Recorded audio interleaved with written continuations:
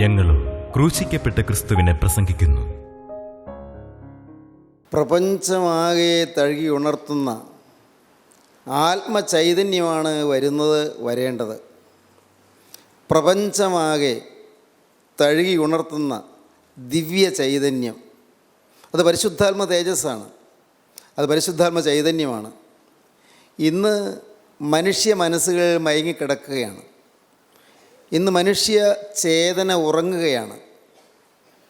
മനുഷ്യ ജീവിതം ഇന്ന് നിരാശാഭരിതമായി ആകുല ഭാരങ്ങളിൽപ്പെട്ട് ഉഴലുകയാണ്. ദുരിതപൂരിതമായ ജീവിതത്തിൻ്റെ യാതനയും വേദനയുമായി വലഞ്ഞ് ആകുലമനസ്കരായി കഴിയുന്ന ആളുകളുടെ തീവ്രമായ ദുഃഖങ്ങളാണ് ഇന്ന് ജീവിതമാകെ നിഴലാർന്ന് വലയം ചെയ്ത് കരിപിടിപ്പിച്ചുകൊണ്ടിരിക്കുന്നത്.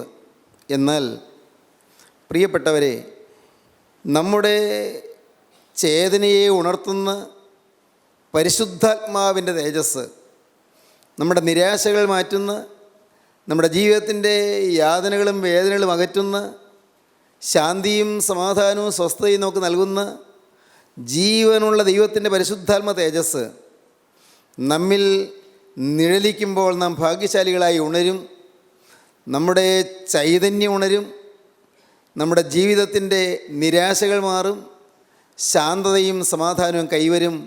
പാപത്തിൻ്റെ അന്ധകാരം നമ്മിൽ നിന്ന് ദൂരെ മാറിപ്പോവുകയും ചെയ്യും. പാപത്തിൻ്റെ കൂരിട്ട് മാറുന്നു. പൈശാചികൻ്റെ ബന്ധനങ്ങൾ അഴിയുന്നു. നമ്മുടെ ജീവിതം നേർപ്പാതയിലല്ല പോകുന്നതെന്ന് നമുക്ക് മനസ്സിലാകുന്നു. സുബോധം ലഭിക്കുകയാണ്. തഴുകി ഉണർത്തുകയാണ് വചനം. വചനം നമ്മെ തഴുകി ഉണർത്തുന്നു. തഴുകി ഉണർത്തുന്ന വചനം നമ്മുടെ വഴി ചൊവ്വായി പോകുവാൻ മാർഗനിർദ്ദേശം നമുക്ക് തരുന്നു. നേരായ പാതയിലൂടെ, ശരിയായ വഴിയിലൂടെ ഏറ്റവും ശക്തമായ രീതിയിൽ ഇനിയും മുന്നോട്ട് പോകുവാനുള്ള പുതിയ കരുത്ത് നമുക്ക് ദൈവത്തിൻ്റെ പരിശുദ്ധാത്മാവ് തരുന്നു. ഈ പുതിയ അനുഭവം നമുക്ക് ലഭിക്കുന്നത് എപ്പോഴാണ്? നാം പോകുന്നത് ശരിയായ വഴിയിലല്ല എന്ന് ഗ്രഹിക്കുമ്പോഴാണ്. തിരുവചനത്തിൽ പറയും, നിൻ്റെ വഴി നാശകരമെന്ന്, നീ പോകുന്ന വഴി നാശകരമെന്ന്. സംഖ്യാപുസ്തകം 22-ാം അധ്യായം 32-ാം വാക്യം വായിക്കുമ്പോൾ കാണാം, നിൻ്റെ വഴി നാശകരമെന്ന് ഞാൻ കാണുന്നു. 22-ാം അധ്യായം 32-ാം വാക്യം, നിൻ്റെ വഴി നാശകരം എന്ന് ഞാൻ കാണുന്നു. ദൈവം തമ്പുരാൻ തൻ്റെ ദൂതനെ അയച്ച് പറയിപ്പിക്കുകയാണ്. ദൈവദൂതൻ പറയുകയാണ്, ഇതാ ഞാൻ നിനക്ക് പ്രതിയോഗിയായി പുറപ്പെട്ടിരിക്കുന്നു. വായിക്കാം. ഇതാ ഞാൻ നിനക്ക് പ്രതിയോഗിയായി പുറപ്പെട്ടിരിക്കുന്നു. ഞാൻ നിനക്ക് പ്രതിയോഗിയായി പുറപ്പെട്ടിരിക്കുന്നു. നിന്റെ വഴി നാശകരമെന്ന് ഞാൻ കാണുന്നു. നിന്റെ വഴി നാശകരമെന്ന് ഞാൻ കാണുന്നു. ദൈവത്തിൻ്റെ ദൂതൻ പറയുകയാണ്.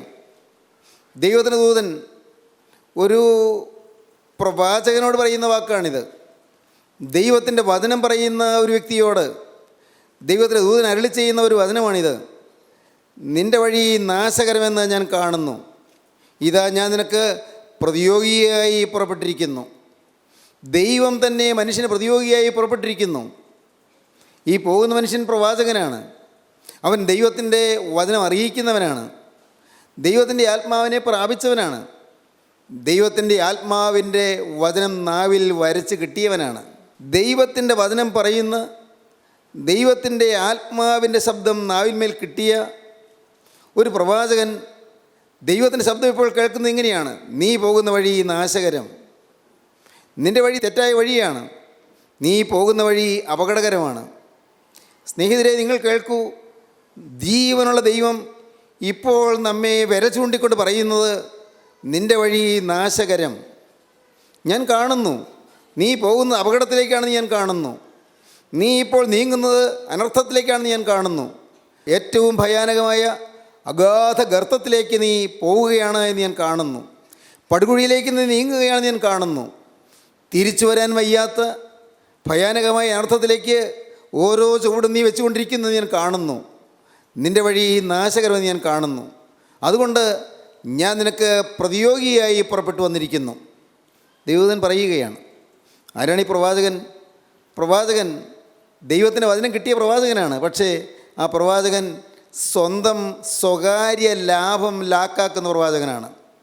സ്വകാര്യ ലാഭം ലാക്കാക്കുന്ന പ്രവാചകൻ സ്വന്തം സുഖവും സൗകര്യവും സുവിശേഷ വേല കൊണ്ട്, ദൈവത്തിൻ്റെ വചനം പറയുന്നത് കൊണ്ട് സ്വന്തം സ്വാർത്ഥ ലാഭം നേടുന്ന പ്രവാചകൻ ദൈവത്തിൻ്റെ പ്രതിയോഗിയായി നടക്കുകയാണ് എന്ന സത്യം ദൈവത്തിൻ്റെ പരിശുദ്ധാത്മാവോട് തരികയാണ്.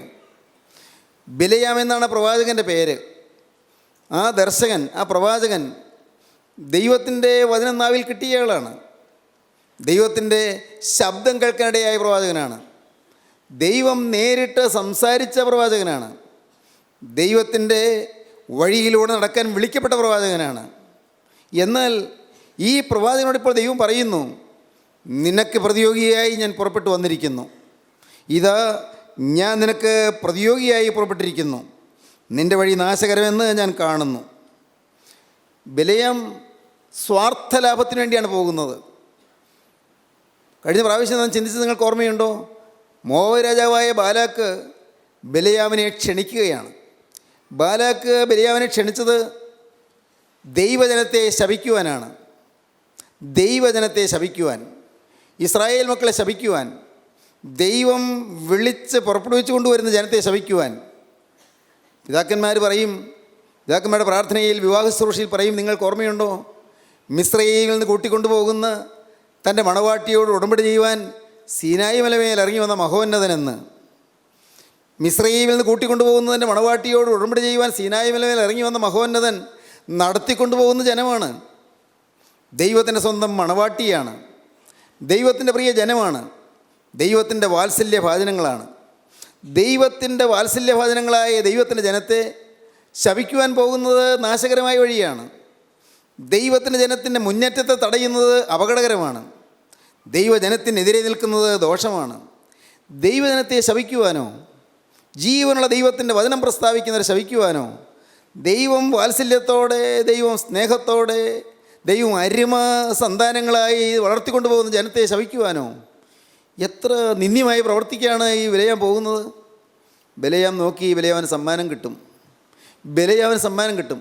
സ്വാർത്ഥ ലാഭത്തിന് വേണ്ടി, സ്വന്തം ചില ഭൗതിക നേട്ടങ്ങൾക്ക് വേണ്ടി ഏറ്റവും ഹീനമായ കൃത്യമാണ് ബിലയാം ചെയ്യാൻ പോകുന്നത്. ദൈവജനത്തെ ശപിക്കുവാൻ പോവുകയാണ്. ബിലയാമിനറിയാം, വചനമറിയാം. നിന്നെ ശപിക്കുന്നവനെ ഞാൻ ശപിക്കും, നിന്നെ അനുഗ്രഹിക്കുന്നവനെ ഞാൻ അനുഗ്രഹിക്കുമെന്നുള്ള ദൈവത്തിൻ്റെ വാഗ്ദത്തം ബിലയാം കേട്ടിട്ടുണ്ട്. ബിലയാം പഠിച്ചിട്ടുണ്ട്. ദൈവത്തിൻ്റെ ജനത്തെ ശപിച്ചാൽ ശാപം വരുമെന്ന് ബിലയാമിനറിയാം. ദൈവത്തിൻ്റെ ജനത്തെ അനുഗ്രഹിച്ചാൽ അനുഗ്രഹം വരുമെന്ന് ബിലയാമിനറിയാം. വചനമറിയാവുന്ന പലരും ദൈവത്തിൻ്റെ സത്യവചനത്തെ, നിർമ്മല സുവിശേഷത്തെ പ്രസ്താവിക്കുന്നവരെ ശപിക്കാറുണ്ട്, പരിഹസിക്കാറുണ്ട്, ആക്ഷേപിക്കാറുണ്ട്, പലരെയും അവഹേളിക്കാറുണ്ട്. നാശകരമാണെന്ന് അവരറിയുന്നില്ല. അതവർക്ക് തന്നെ അവരുടെ തലമുറയ്ക്കും നാശം വരുന്നതാണെന്ന് അവരറിയുന്നില്ല. എന്നാൽ നിർഭാഗ്യവശാൽ ഈ പരമസത്യം അറിയാതെ അനേകം പേര് ദൈവത്തിൻ്റെ ജനത്തെ ശപിക്കുന്നു, ദൈവജനത്തെ പരിഹസിക്കുന്നു, ദൈവജനത്തെ ദൈവവേലയിൽ നിന്ന് വിലക്കുന്നു, ദൈവജനത്തെ ദൈവവേലയിൽ നിന്ന് നിരോധിക്കുന്നു, ദൈവവേലയെ തടുക്കുന്നു. ദൈവവേലയ്ക്ക് വിരുദ്ധമായ പ്രസ്താവനകൾ അവരുടെ നാവിൽ നിന്ന് അവരറിഞ്ഞോ അറിയാതെയോ ഉദീരണം ചെയ്തു വരുന്നു.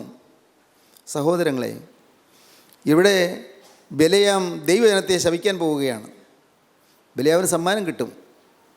വന്നവരെ മോവാബ് രാജാവായ ബാലാക്കിൻ്റെ ആളുകൾ പറഞ്ഞു, നിനക്ക് അനേകം സമ്മാനം രാജാവ് കരുതിയിട്ടുണ്ട്, ആ ജനത്തെ ഒന്ന് ശപിച്ചാൽ മതി.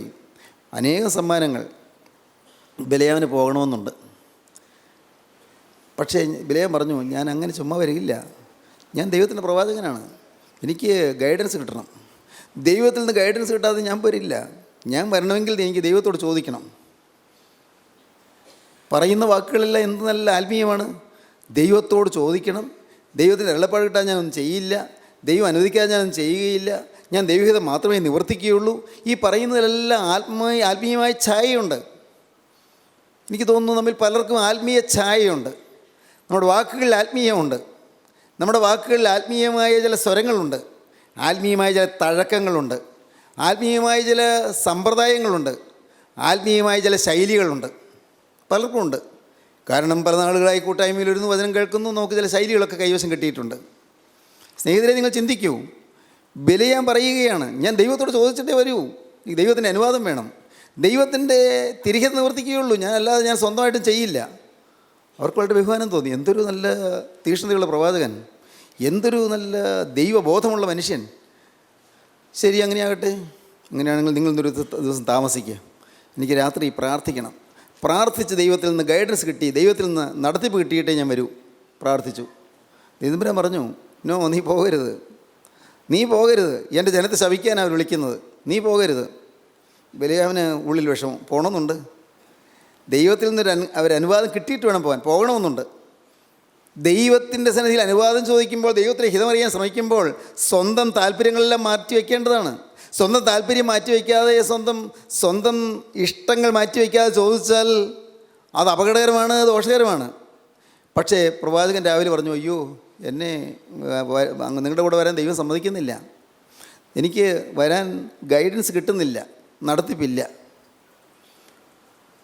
അവർ പോയി ബാലാക്കിനോട് പറഞ്ഞു. ബാലാക്ക് പറഞ്ഞു, നിങ്ങൾ കുറേ അധികം സമ്മാനം കൊണ്ടല്ലേ, നിങ്ങളല്ല, കുറച്ചുകൂടി പ്രഭുക്കന്മാർ, കുറച്ചുകൂടി ആഭിജാത്യമുള്ളവർ, കുറച്ചുകൂടി ഉയർന്ന ഉദ്യോഗസ്ഥന്മാർ പോയിക്കോ, ചെന്ന് പറയൂ, ഇതൊന്നുമല്ല, വലിയ സ്വർണ്ണക്കട്ടികളും വലിയ സംഭാവനകളും വലിയ സമ്മാനങ്ങളും എല്ലാം ഒരുക്കി വെച്ചിട്ടുണ്ട്, രാജാവ് എന്തെല്ലാം തരാൻ പോകുന്നത്, ഒന്ന് ചെന്ന് പറയൂ. ഇതൊക്കെ കേട്ടപ്പോഴേക്കും ബലിയാമിന് ഉള്ളിൽ ആശ വർദ്ധിച്ചു, ഉള്ളിൽ ആഗ്രഹം വർദ്ധിച്ചു. എന്നാൽ അങ്ങനെയാണെങ്കിൽ ഒന്നുകൂടി ചോദിക്കേണ്ട ആവശ്യമില്ല. കഴിഞ്ഞ ദിവസം നല്ല ശരിയായി നടത്തിപ്പ് കിട്ടിയതാണ്, പോകണ്ട എന്ന്. പിന്നെ ചോദിക്കാൻ വീണ്ടും ഒന്നുകൂടെ ചോദിക്കാമെന്ന് തോന്നിയത് ഒരു വാസ്തവത്തിൽ ദൈവത്തെ പരീക്ഷിക്കുകയാണ്. ചോദിച്ചു. ഇപ്രാവശ്യം ദൈവം പൊയ്ക്കൊള്ളാൻ പറഞ്ഞു. ദൈവം അനുവദിച്ചതല്ല. വാസ്തവത്തിൽ മനുഷ്യൻ്റെ ആ കുൽസിതമായ വക്രതയുള്ള മനോഭാവത്തെ അവന് തന്നെ മനസ്സിലാക്കാൻ ദൈവം ഒരു അവസരം കൊടുക്കുകയാണ് ചെയ്തത്. ദൈവം അവനോട് പറഞ്ഞു, പൊയ്ക്കൊള്ളുക എന്ന് പറഞ്ഞു. ബിലയാം ഒരു കഴുതപ്പുറത്ത് കയറി അവരുടെ കൂടെ പോവുകയാണ്. ബിലയാം മുന്നേ കഴുതപ്പുറത്ത് പോകുന്നു. കഴുതയുടെ പുറത്ത് പോകുമ്പോഴാണ് ദൈവദൂതൻ വാളൂരി പിടിച്ചുകൊണ്ട് വഴിയെ നിൽക്കുന്നത്. തൻ്റെ ജനത്തെ ശപിക്കാൻ പോകുന്നവൻ്റെ നേരെ വാളൂരി പിടിച്ചുകൊണ്ട് ദൈവദൂതൻ നിൽക്കും. തൻ്റെ ജനത്തെ നാശത്തിലേക്ക് നയിക്കുവാൻ പോകുന്നതിൻ്റെ നേരെ നിത്യനായ ദൈവം വാളൂരി നിൽക്കും. അത് ഗൗരവമുള്ള കാര്യമാണ്. ബലിയാം കണ്ടില്ല ദൈവദൂതനെ, പക്ഷേ കഴുത കണ്ടു. പ്രവാചകൻ ആത്മീയ ദർശനമുള്ള ദൈവവൃക്ഷം കണ്ടില്ല, ഈ വാളൂരി പിടിച്ച് നിൽക്കുന്ന ദൈവദൂതനെ കണ്ടില്ല. പ്രവാചകൻ കണ്ടില്ല, ആത്മീയ ദർശനമുള്ള ദൈവവൃക്ഷം കണ്ടില്ല, വാളൂരി പിടിച്ചുകൊണ്ട് മുന്നേ നിൽക്കുന്ന ദൈവദൂതനെ. കഴുത കണ്ടു. ആ ബുദ്ധിയില്ലാത്ത മൃഗം കണ്ടു. ആ മൃഗം വഴി മാറി വയലിലേക്ക് മാറിപ്പോയി. സംഖ്യാപുസ്തകം 22-21 അധ്യായങ്ങൾ വായിക്കുമ്പോൾ കാണാം, ആ മൃഗം വഴി മാറിപ്പോയപ്പോൾ ബിലയാം കഴുതി അടിച്ചു. നേരെ പോകുന്നതിന് വരെ വഴി മാറിപ്പോയതിനാ. കഴുത നേർവഴിയിലേക്ക് വന്നു. പിന്നെ ഒരു ഇടുങ്ങിയ വഴിയിലൂടെ പോയി. ഇടുങ്ങിയ വഴിയിലൂടെ അവിടെ ദൂതനിങ്ങനെ വാളൂരി പിടിച്ചുകൊണ്ട് നിൽക്കുകയല്ലേ. കഴുത അങ്ങ് ഞെരുങ്ങി പോകാൻ നോക്കിയപ്പോൾ ബിലയാമിൻ്റെ കാല് അവിടെ ആ മതിലിനോട് ചേർത്ത് ഞെരിഞ്ഞു. ബിലയാമിന് വലിയ ദേഷ്യം വന്നു. ബിലയാം കഴുതി അടിച്ചു. കഴുത ഉടനെ ചോദിക്കുന്നു, എന്നെ എന്തിനാണ് അടിച്ചത്? നീ എൻ്റെ കാല് വേദനിപ്പിച്ചു, നീ നേർവഴിക്ക് പോയിട്ടില്ല, അതുകൊണ്ട്. കഴുത ഉരിയാട കഴുത മനുഷ്യവാക്കായി ഉരിയാടി എന്നാണ് വേദപുസ്തകം പറയുന്നത്. ഉരിയാട കഴുത മനുഷ്യവാക്കായി ഉരിയാടി. കഴുത സംസാരിച്ചു. കഴുത പിന്നെയും നടന്നു. ഒരു വിധത്തിൽ അങ്ങോട്ടോ ഇങ്ങോട്ടോ മാറാൻ വഴിയില്ലാത്തടത്ത് ദൂതൻ ഇങ്ങനെ വാളൂരി പിടിച്ചുകൊണ്ട് നിൽക്കുന്നു. കഴുത അവിടെ ഞാൻ കിടന്നു. ബിലയാം കഴുതി അടിച്ചു. കഴുത അടികൊണ്ടപ്പോൾ പറഞ്ഞു, ഞാൻ ഇതിനും എന്തെങ്കിലും നീ പറഞ്ഞ് അനുസരിക്കാതിരുന്നിട്ടുണ്ടോ? ഇപ്പോൾ എന്തുകൊണ്ടാണ് ഞാൻ അനുസരിക്കാത്തത് നിനക്ക് മനസ്സിലാകുന്നില്ലേ? ഉടനെ ബിലയാമിൻ്റെ കണ്ണ് ദൈവം തുറന്നു. കണ്ണ് തുറക്കാത്ത പ്രവാചകന്മാരുണ്ട്. ജീവനുള്ള ദൈവത്തെ കാണാതെ ദൈവത്തിൻ്റെ വേലയ്ക്ക് പോകുന്ന പ്രവാചകന്മാരുണ്ട്. ദൈവം ആരാണെന്നറിയാതെ, ദൈവത്തിൻ്റെ ഹിതം എന്താണെന്നറിയാതെ, ദൈവീകത്വം എന്താണെന്നറിയാതെ, ആത്മീയം എന്തായെന്ന് ഗ്രഹിക്കാതെ സ്വന്തം സ്വാർത്ഥ ലാഭത്തിന് വേണ്ടി ദൈവവേല ചെയ്യുന്ന പ്രവാചകന്മാരുണ്ട്. സ്നേഹിതരെ, ഭയപ്പെടുക. ബിലയാമിൻ്റെ കണ്ണ് തുറന്നപ്പോൾ ബിലയാം വാളൂരി പിടിച്ച് നിൽക്കുന്ന ദൈവദൂതനെ കണ്ടു. നമുക്ക് വായിക്കാം.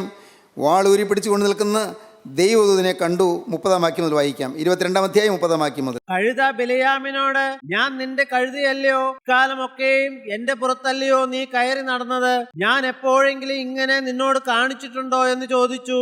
ഇല്ല എന്ന് അവൻ പറഞ്ഞു.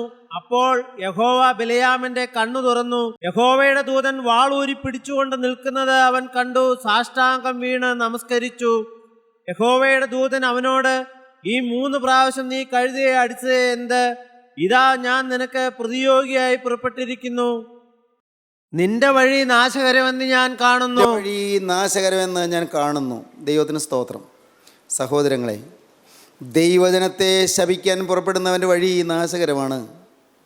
ദൈവത്തിൻ്റെ വേലയെ തടുക്കുന്നവൻ്റെ വഴി നാശകരമാണ്. ദൈവത്തിൻ്റെ ജനത്തിന് നാശം വരണമെന്ന് ആഗ്രഹിക്കുന്നതിൻ്റെ വഴി നാശകരമാണ്. ദൈവത്തിൻ്റെ ജനത്തിന് ഏതെങ്കിലും തരത്തിൽ ദോഷമോ ഏതെങ്കിലും തരത്തിൽ ഹാനിയോ ഏതെങ്കിലും തരത്തിൽ പ്രയാസമോ വരണമെന്ന് ആഗ്രഹിക്കുന്നവൻ്റെ വഴി നാശകരമാണ്. നിൻ്റെ വഴി നാശകരമെന്ന് ഞാൻ കാണുന്നു. എൻ്റെ സഹോദരങ്ങളെ, മത്തായിയുടെ സുവിശേഷം 18-ാം അധ്യായം ആദ്യ ഭാഗം വായിക്കുമ്പോൾ കാണാം, ഈ ചെറിയവരിലൊരുത്തനെ തുച്ഛീകരിക്കാതിരിക്കാൻ സൂക്ഷിച്ചുകൊള്ളുവീൻ. ഈ ചെറിയവരിലൊരുത്തനെ തുച്ഛീകരിക്കാതിരിക്കാൻ സൂക്ഷിച്ചുകൊള്ളുവീൻ. മത്തായിയുടെ സുവിശേഷത്തിൻ്റെ 18-ാം അധ്യായത്തിലാണ് നാം അത് കാണുന്നത്. ഈ ചെറിയവരിലൊരുത്തനെന്ന് പറയുന്നത് ദൈവം സ്നേഹിക്കുന്ന ദൈവത്തിൻ്റെ പ്രിയ മക്കളാണ്. ദൈവത്തിൻ്റെ പ്രിയമക്കൾ, ദൈവത്തിൻ്റെ പ്രിയജനം. നമുക്ക് വായിക്കാം മത്തായിയുടെ സുവിശേഷം 18-ാം അധ്യായം 1-ാം വാക്യം മുതൽ. ആ നാഴികയിൽ ശിഷ്യന്മാർ യേശുവിന്റെ അടുക്കെ വന്നു, സ്വർഗരാജ്യത്തിൽ ഏറ്റവും വലിയവൻ ആർ എന്ന് ചോദിച്ചു. അവൻ ഒരു ശിശുവിനെ അടുക്കെ വിളിച്ച് അവരുടെ നടുവിൽ നിർത്തി, നിങ്ങൾ തിരിഞ്ഞ് ശിശുക്കളെ പോലെ ആയി വരുന്നില്ല എങ്കിൽ സ്വർഗരാജ്യത്തിൽ കടക്കേയില്ല എന്ന് ഞാൻ സത്യമായിട്ട് നിങ്ങളോട് പറയുന്നു എന്ന് പറഞ്ഞു. വായിക്കാം, 10-ാം വാക്യം വായിക്കാം. ഈ ചെറിയവരിൽ ഒരുത്തനെ തുച്ഛീകരിക്കാതിരിപ്പാൻ സൂക്ഷിച്ചുകൊള്ളുവിൻ. ഈ ചെറിയവരിൽ ഒരുത്തനെ തുച്ഛീകരിക്കാതിരിപ്പാൻ സൂക്ഷിച്ചുകൊള്ളുവിൻ. ദൈവത്തിൻ്റെ ജനത്തെ ദൈവത്തിൻ്റെ മഹത്വമാർന്ന സ്വഭാവം പ്രാപിക്കണമെന്ന് ആഗ്രഹിച്ച് സമർപ്പിച്ച് മുന്നോട്ട് വരുന്ന ജനത്തെ, ദൈവത്തിൻ്റെ മഹത്വമേറിയ വേല ചെയ്യുവാൻ നിഷ്കളങ്കമായ ലാക്കോടെ സ്ഥാപിത താല്പര്യമില്ലാത്ത വേല ചെയ്യുന്ന ദൈവജനത്തെ തുച്ഛീകരിക്കാതിരിക്കാൻ സൂക്ഷിച്ചുകൊള്ളുവീൻ. ജനത്തെ ഏതെങ്കിലും തരത്തിൽ ദ്രോഹം വരുത്തുവാൻ നിങ്ങൾ ശ്രമിക്കരുത്. നിങ്ങൾക്ക് അപകടമാണ്. തുച്ഛീകരിക്കാതിരിക്കാൻ സൂക്ഷിച്ചുകൊള്ളുവീൻ. സ്വർഗത്തിൽ അവരുടെ ദൂതന്മാർ സ്വർഗസ്ഥനായ എൻ്റെ പിതാവിൻ്റെ മുഖം എപ്പോഴും കാണുന്നു എന്ന് ഞാൻ നിങ്ങളോട് പറയുന്നു. സ്വർഗത്തിൽ ഈ ചെറിയരിൽ ഒരുത്തിന് വേണ്ടി നിയമിക്കപ്പെട്ട കാവൽ മാലാഖമാർ, സ്വർഗത്തിൽ അവരുടെ ദൂതന്മാർ സ്വർഗസ്ഥനായ എൻ്റെ പിതാവിൻ്റെ മുഖം എപ്പോഴും കാണുന്നു എന്ന് ഞാൻ നിങ്ങളോട് പറയുന്നു. സ്നേഹിതരെ, നാം ദൈവത്തിൻ്റെ പ്രിയ മക്കൾ, നാം വിലയേറിയവരാണ്.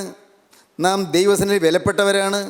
നമുക്ക് വേണ്ടി ദൈവം നിയോഗിച്ചിരിക്കുന്ന കാവൽ മാലാഖമാർ നമുക്ക് വേണ്ടി ദൈവത്തിൻ്റെ തിരുമുഖം എപ്പോഴും കണ്ടുകൊണ്ടിരിക്കുന്നു.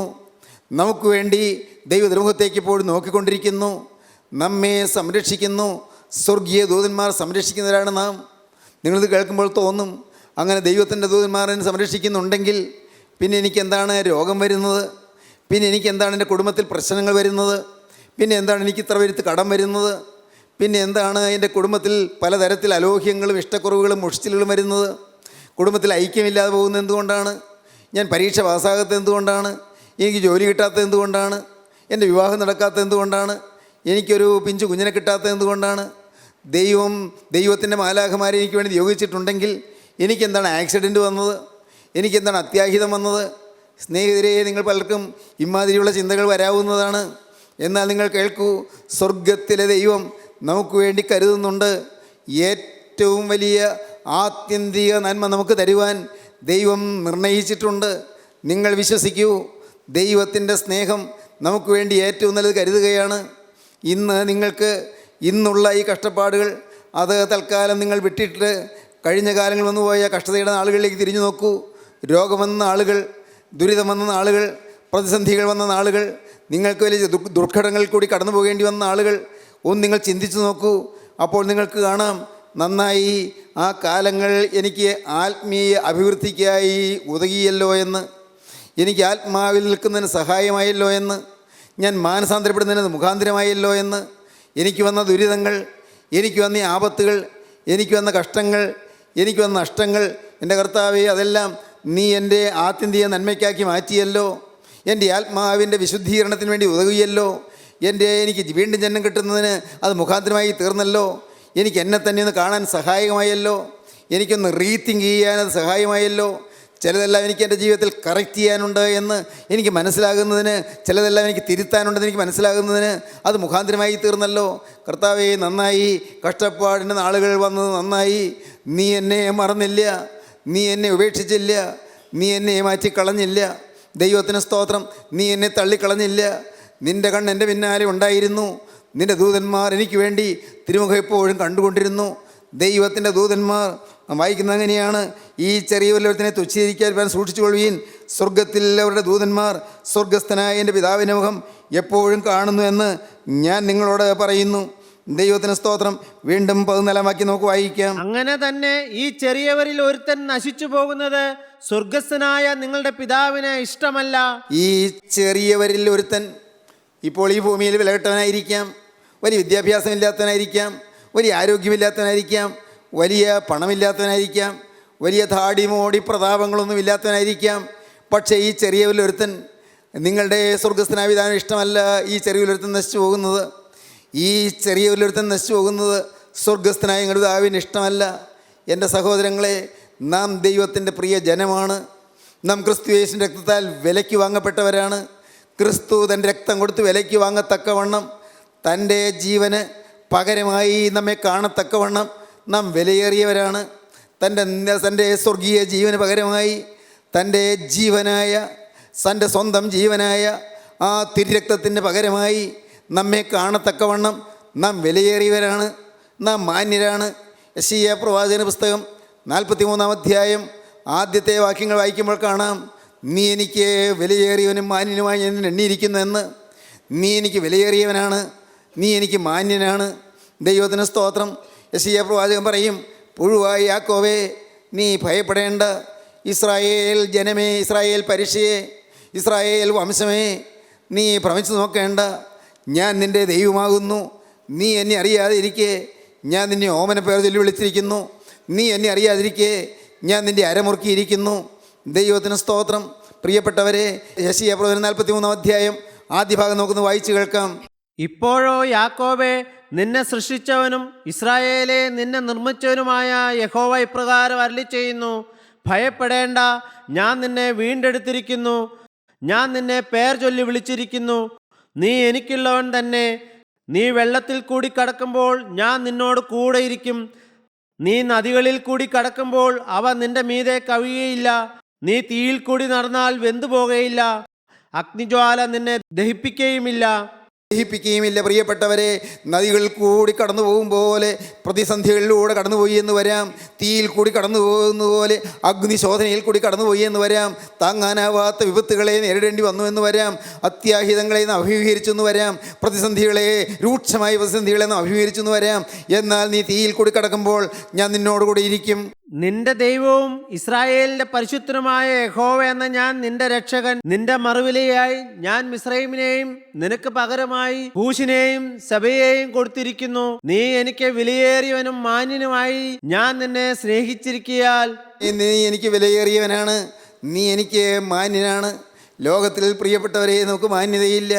പലരും നമ്മെ കളിയാക്കുന്നുണ്ട്, പലരും നമ്മെ തെറ്റിദ്ധരിക്കുന്നുണ്ട്, ചിലർ നമ്മെ പരിഹസിച്ച് മാറ്റുന്നുണ്ട്, ചിലർ നമ്മളെ ഒറ്റപ്പെടുത്തുന്നുണ്ട്, ചിലർ നമ്മളെ ചെറുതാക്കുന്നുണ്ട്. ബിലിറ്റിലിങ്, ക്യാരക്ടർ അസാസിനേഷൻസ്, എന്തെല്ലാമാണ് നാം നേരിടേണ്ടി വരുന്നത്. എന്നാൽ സ്നേഹിതരെ കേൾക്കൂ, നീ എനിക്ക് വിലയേറിയവനും മാന്യനുമായി ഞാൻ നിന്നെ സ്നേഹിക്കുന്നതാണ് കർത്താവ് പറയുന്നത്. സ്വർഗത്തിലെ ദൈവം നമ്മെ സ്നേഹിക്കുന്നു. എങ്ങനെ സഹോദരങ്ങളെ? അതാണ് അത്ഭുതം. തൻ്റെ പ്രിയപുത്രനിൽ കൂടെ നിത്യനായ ദൈവം നമ്മെ സ്നേഹിക്കുന്നു. തൻ്റെ പ്രിയപുത്രനായ യേശുക്രിസ്തുവിൽ കൂടെ സ്വർഗത്തിലെ ദൈവം നമ്മെ സ്നേഹിക്കുന്നു. തൻ്റെ പ്രിയപുത്രനായ യേശുക്രിസ്തുവിൽ കൂടെ ദൈവം നമ്മെ വീണ്ടെടുത്തിരിക്കുന്നു. യേശുക്രിസ്തുവിൻ്റെ ജീവൻ നമുക്ക് മറുവിലയായി കൊടുത്തിരിക്കുന്നു. യേശുക്രിസ്തുവിൻ്റെ ജീവരക്തം നമുക്ക് മറുവിലയായി ഊറ്റിയിരിക്കുന്നു. ദൈവത്തിന് സ്തോത്രം. കുരിശിന്മേൽ 3 ആണികളിൽ പിടഞ്ഞപ്പോൾ കർത്താവായ യേശുക്രിസ്തു നമുക്ക് വേണ്ടി ദാഹിക്കുകയായിരുന്നു, മനുഷ്യജാതിക്ക് വേണ്ടി ദാഹിക്കുകയായിരുന്നു. എനിക്ക് ദാഹിക്കുന്നെന്ന് പറഞ്ഞ് കുരിശിന്മേൽ കിടക്കുമ്പോൾ പ്രിയപ്പെട്ടവരെ, യേശുനാഥൻ നമ്മുടെ ആത്മാവിന് വേണ്ടി ദാഹിക്കുകയായിരുന്നു, നമുക്ക് നിത്യജീവൻ തരാൻ വേണ്ടി ദാഹിക്കുകയായിരുന്നു, നിത്യസ്വർഗത്തിൻ്റെ സൗഭാഗ്യത്തിലേക്ക് നമ്മെ ആനയിക്കുവാൻ വേണ്ടി ദാഹിക്കുകയായിരുന്നു. ആ സ്നേഹം നമുക്ക് വേണ്ടി ദാഹിക്കുകയായിരുന്നു. ഇന്ന് ഇപ്പോൾ നിങ്ങൾ ഈ വാക്കുകളെ കേട്ടുകൊണ്ടിരിക്കുമ്പോൾ നിങ്ങൾ വിശ്വസിക്കൂ, ആ ക്രൂസിലെ സ്നേഹം ഇപ്പോൾ നിങ്ങളുടെ അരികത്ത് വന്ന് തൻ്റെ ദാഹം നിങ്ങളെ അറിയിക്കുകയാണ്. മോനെ, നിൻ്റെ ഹൃദയം എനിക്ക് തരിക, എൻ്റെ മകളെ നിൻ്റെ ഹൃദയം എനിക്ക് തരിക എന്ന് പറഞ്ഞുകൊണ്ട് ആ ദാഹം നിങ്ങളുടെ ഹൃദയത്തിൻ്റെ വാതിൽക്കൽ വന്ന് മുട്ടുകയാണ്. അന്നത്തെ ജനം യഹൂദ പരീക്ഷകൾ അവർ ഗ്രഹിച്ചില്ല. യേശു ദാഹിക്കുന്നു പറഞ്ഞതിൻ്റെ പൊരുൾ അവരെ മനസ്സിലാക്കിയില്ല. എനിക്ക് ദാഹിക്കുന്നെന്ന് പറഞ്ഞതിൻ്റെ അർത്ഥം അവരെ ഗ്രഹിച്ചില്ല. യേശു എനിക്ക് ദാഹിക്കുന്നു പറഞ്ഞതിൻ്റെ ആശയം എന്താ എന്ന് അവർ വിചാരിച്ചു. എരിവരി വെയിലത്ത് കിടക്കുകയല്ലേ, അതുകൊണ്ട് ദാഹം ഉണ്ടായിരിക്കും. കയ്പുകാടി ഓടത്തണ്ടിന്മേൽ അവർ ചുണ്ടിനോട് അടുപ്പിച്ചു. പ്രിയപ്പെട്ടവരെ, യേശു ദാഹിച്ചത് വെള്ളത്തിന് വേണ്ടിയുള്ള ദാഹമായിരുന്നില്ല. യേശു ദാഹിച്ചത് ഈ ശാരീരിക ദാഹമായിരുന്നില്ല, ആത്മാവിൻ്റെ അന്തർദാഹമായിരുന്നു. ആഴം ആഴത്തെ വിളിക്കുകയായിരുന്നു, ആഴിയെ വിളിക്കുകയായിരുന്നു. ദൈവസ്നേഹത്തിൻ്റെ ആഴം മനുഷ്യഹൃദയത്തിൻ്റെ സ്നേഹത്തിൻ്റെ ആഴത്തെ വിളിക്കുകയായിരുന്നു. നീർച്ചാട്ടങ്ങളുടെ ഇരച്ചാൽ ആഴിയെ വിളിക്കുന്നു. ദൈവത്തിന് സ്തോത്രം. ആഴിയെ വിളിക്കുന്നു. The deep call of the deep, ആഴം ആഴത്തെ വിളിക്കുന്നു. സഹോദരങ്ങളെ, ദൈവസ്നേഹത്തിൻ്റെ ആഴം നമ്മുടെ ഹൃദയത്തിൻ്റെ ആഴത്തെ വിളിക്കുകയാണ്. ഇന്ന് നിങ്ങൾ ഈ വാക്കുകളെ കേൾക്കുമ്പോൾ നിങ്ങളുടെ അരികത്ത് വന്ന സ്നേഹം നിങ്ങളെ വിളിക്കുകയാണ്. മകനെ, നിൻ്റെ ഹൃദയം എനിക്ക് തരിക, എൻ്റെ മകളെ നിൻ്റെ ഹൃദയം എനിക്ക് തരിക എന്ന് പറഞ്ഞുകൊണ്ട് ക്രൂസിലെ സ്നേഹം നമ്മെ വിളിക്കുന്നു. അവൻ നമ്മെ വിലയേറിയരാക്കാൻ ആഗ്രഹിക്കുന്നു, അവൻ നമ്മെ മാന്യരാക്കാൻ ആഗ്രഹിക്കുന്നു. നമുക്കെതിരായി പോകുന്നത് അതെല്ലാം വഴി നാശകരമാണെന്ന് കർത്താവ് ചൂണ്ടിക്കാണിക്കുന്നു. നീ പോകുന്നത് നാശകരമായ വഴിയിലാണ് എന്ന് ദൈവത്തിൻ്റെ ജനത്തിനെതിരായി നിൽക്കുന്നവരോട് ദൈവം കർശനമായി കൽപ്പിക്കുന്നു. ഇന്ന് ഈ വാക്കുകളെ കേട്ടുകൊണ്ട് നിങ്ങൾ തന്നെ സമർപ്പിക്കൂ. ദൈവജനത്തിനെതിരായി നിൽക്കുകയില്ല, ദൈവവേലയ്ക്കെതിരായി നിൽക്കുകയില്ല, ദൈവത്തിന് നമ്മൾ സുവിശേഷത്തിനെതിരായി നിൽക്കുകയില്ല.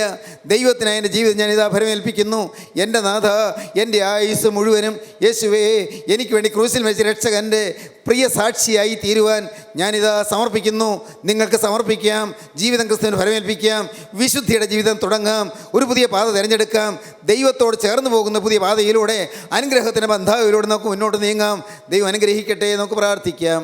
സ്നേഹവാനേ, മഹാപരിശുദ്ധനായ സ്വർഗീയ പിതാവേ, ഈ വചനം കേട്ട് എല്ലാവരെയും അനുഗ്രഹിക്കണമേ. എല്ലാവരെയും നിൻ്റെ കൃപയിൽ പരിപാലിക്കണമേ. നാഥ, എൻ്റെ രണ്ടാമത്തവന് വേണ്ടി എല്ലാവരെയും ഒരുക്കണമേ. രോഗികളെ സൗഖ്യമാക്കണമേ. മനോഭാവത്തിലിരിക്കുന്നവരെ ആശ്വസിപ്പിക്കണമേ. ഹൃദയ സമാധാനമില്ലാതെ വലയുന്നവർക്ക് ശാന്തിയും സൗഭാഗ്യവും നൽകണമേ. എല്ലാവരെയും കൃപയിൽ പൊതിയണമേ.